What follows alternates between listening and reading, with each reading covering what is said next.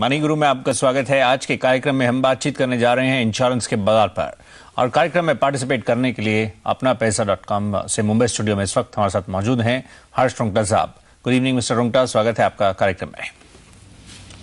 और देखते हैं क्या खास है, किन पहलुओं को हम स्पेसिफिकली छूने वाले हैं। जिस तरह से जो आपके प्रश्न आए हैं, आइए उस पर एक निगाह डाल लेते हैं। इंश्योरेंस पर जब हम बातचीत कर रहे हैं तो हेल्थ रिलेटेड आजकल हम देख रहे हैं काफी क्वेरीज आ रही हैं हेल्थ इंश्योरेंस रिलेटेड। तो इस पर है पहला प्रश्न, जर्नल लाइफ इंश्योरेंस किसके साथ, किस कंपनी से लेना बेटर रहेगा, और इनफैक्ट कैसे वो जीरो इन करें, इस पर बातचीत करना चाह रहे हैं इंडिविजुअल। वहीं बच्चों को लेकर जिस तरह से जो चाइल्ड रिलेटेड प्लान्स मौजूद हैं, इनके साथ आगे बढ़ना कितना फायदेमंद रहेगा, इस पर भी हम बातचीत करेंगे।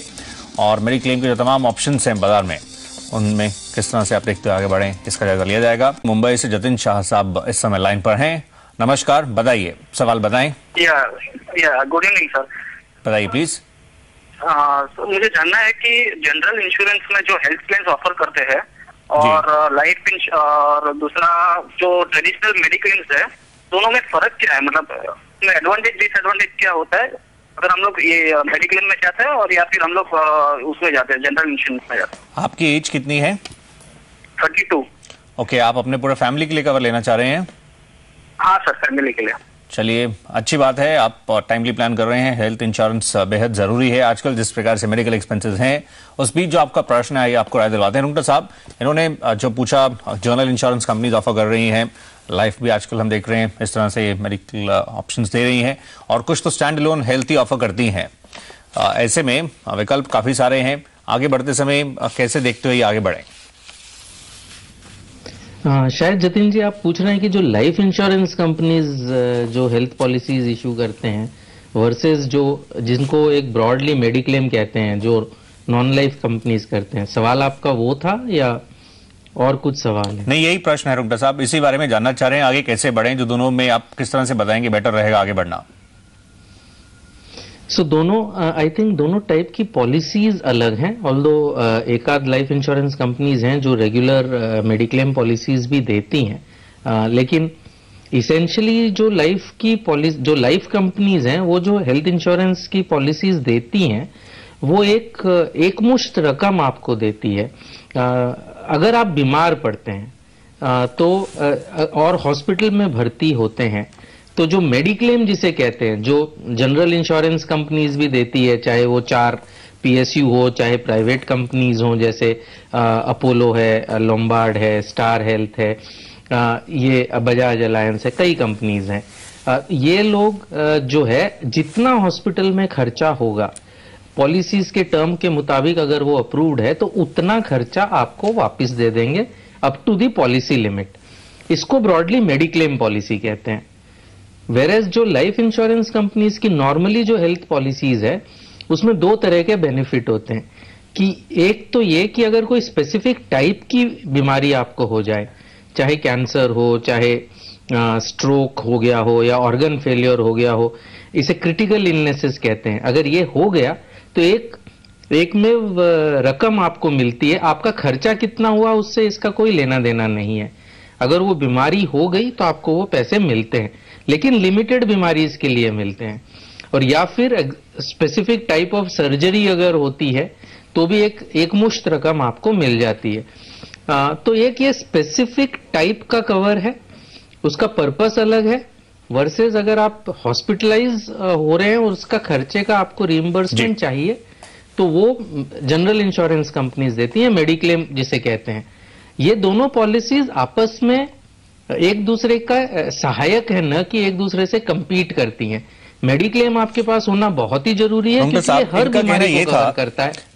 जिस तरह से ये जो विकल्प एक इंडिविजुअल जब आगे बढ़ता है, देखता है काफी सारे विकल्प रहते हैं, तो बढ़ते समय मतलब कैसे जो आपने इनको पहलू समझाए हैं उनके साथ आगे जब बढ़ते समय मतलब कैसे ये फाइनल डिसीजन ले? आपने जैसे जनरल इंश्योरेंस का रीइंबर्समेंट रहता है, और इनफैक्ट अगर आप उनके नेटवर्क हॉस्पिटल्स में चले जाएं तो कैशलेस भी रहता है अगर आपने वो ऑप्ट किया हुआ है। मतलब किस तरह से आप एक फाइनल कॉल ही लें, क्योंकि विकल्प इनके सामने कई सारे हो जाते हैं, तो उसको लेकर ये एक फाइनल कॉल नहीं ले पा रहे हैं। तो मेडिक्लेम तो आपको लेना ही पड़ेगा, ये पॉलिसी को तो आप मतलब आपके पास होनी ही चाहिए। और इसमें नॉर्मली जैसे हमने इस कार्यक्रम में पहले भी बताया है, 2-3 चीजों इंपॉर्टेंट है। ये पॉलिसी आपको कितनी उम्र तक मिलेगी, हमने पहले भी कार्यक्रम में डिस्कस किया है कि हर आपके परिवार के हर सदस्य के लिए इंडिपेंडेंट या इंडिविजुअल पॉलिसीज लें, न कि फैमिली फ्लोटर। कारण हमने प्रोग्राम में पहले डिस्कस किए हुए हैं। उसमें कोई सब लिमिट्स हैं, कोपेज हैं, वो पता होनी चाहिए आपको। कोई पॉलिसीज मिलती हैं इसके बिना भी, वो थोड़ी सी महंगी भी हो सकती हैं। कोई पॉलिसीज में सब लिमिट्स और कोपेज होती हैं। प्री एग्जिस्टिंग डिजीज अगर आपको है तो वो कब कवर होगा, ये सब चीजें देखने जैसी है मेडिक्लेम पॉलिसी डिसाइड करने के लिए। और जैसे मैंने कहा कि आपको क्रिटिकल इलनेस पॉलिसी भी लेनी चाहिए, लेकिन वो मेडिक्लेम पॉलिसी का पर्याय नहीं है, उसका कॉम्प्लीमेंट है। आइए अब अगला प्रश्न हम शामिल करते हैं। रितेश पटेल साहब का ये प्रश्न होगा जिसको हम इंक्लूड कर रहे हैं। उड़ीसा से वो लाइन पर हैं लगता है। पटेल साहब बताइए, सवाल बताएं। आप लाइन पर हैं? आइए हम आपका जो सवाल है उसको हम शामिल करते हैं, स्क्रीन पर लेते हैं, आपसे संपर्क स्थापित करने की कोशिश भी करेंगे। ये है आपका प्रश्न जो हमारे पास आया है। आपने मेंशन किया आपकी एज 31 है और अपने बेटे के लिए आप एक चाइल्ड प्लान लेना चाह रहे हैं जिसमें आप 40,000 निवेश करने का सोच रहे हैं, विकल्प जानना चाह रहे हैं। आप लाइन पर हैं रितेश साहब? नहीं, इनसे संपर्क स्थापित नहीं हो पाया है, संपर्क टूट गया है।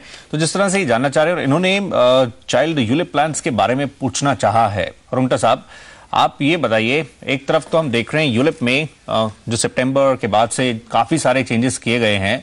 लास्ट ईयर सितंबर में हमने देखा इसको इन्वेस्टर फ्रेंडली बनाने की कोशिश की गई है। एक तरफ तो ये है, दूसरी तरफ कई बार हम देखते हैं इस प्रकार के कॉम्बो भी रहता है कि टर्म प्लान ले लें आप, अच्छा कवर अपने लिए, और इन्वेस्टमेंट्स के और सारे विकल्प रहते हैं। तो कैसे आप दोनों को वे करते हैं और कैसे आप एडवाइस देंगे? नॉर्मल एडवाइस यही है कि आप अपना इंश्योरेंस का रिक्वायरमेंट और इन्वेस्टमेंट का रिक्वायरमेंट इसको अलग रखें। इसमें आपको फायदा हो सकता है क्योंकि दोनों रिक्वायरमेंट अलग अलग मूव हो सकते हैं। ये हो सकता है कि जब जैसे आगे बढ़े आपका इंश्योरेंस का रिक्वायरमेंट कम हो जाए तो उस अगर वो इनबिल्ट है, उसके साथ में है, तो वो उसका पैसा आपको जबरदस्ती लग सकता है या इनफ इंश्योरेंस शायद आपको ना मिले। तो इंश्योरेंस के लिए बेस्ट ये है कि आप इनफ इंश्योरेंस लें। कम से कम जितनी भी आपकी सालाना आय है, एक रफ रूल ऑफ थंब कि जितनी सालाना आय है उससे 10 से 12 गुना आपके पास कवर होना चाहिए। और ये अगर आप ऑनलाइन जाकर टर्म पॉलिसीज लेते हैं तो बिल्कुल भी महंगा नहीं पड़ेगा। ये इनकी तो उम्र भी बहुत कम है, 31 के हैं ये। तो रफली इनको अगर 1 करोड़, अगर 10 लाख समझो इनकी सालाना आय है, तो अगर 1 करोड़ की पॉलिसी लेनी है तो 17-18 हजार 20 हजार रुपए में साल के, यानी महीने के 2,000 रुपए से कम में इनको 1 करोड़ की टर्म प्लान पॉलिसी मिल सकती है। बाकी जो पैसे बचे, जो इनको 40,000 रुपए ये इन्वेस्ट करना चाह रहे हैं, उसको इनको कोई भी अच्छे विकल्प में डाल सकते हैं। अगर इनकी रिस्क प्रोफाइल कम है, वैसे अगर चाइल्ड छोटा है तो बहुत टाइम है, तो major part equity oriented investments में डालना चाहिए। लेकिन अगर रिस्क प्रोफाइल कम है तो पीपीएफ या सेविंग्स के जो फिक्स्ड इनकम के जो साधन है उसमें थोड़ा बहुत हिस्सा डाल सकते हैं। लेकिन मेजर अमाउंट इनको इक्विटी ओरिएंटेड म्यूचुअल फंड्स में डालना चाहिए, ताकि ओवर 10 इयर्स और 15 इयर्स सिस्टमैटिकली हर महीने आप डालेंगे तो आपको अच्छा रिटर्न मिलेगा। राइट।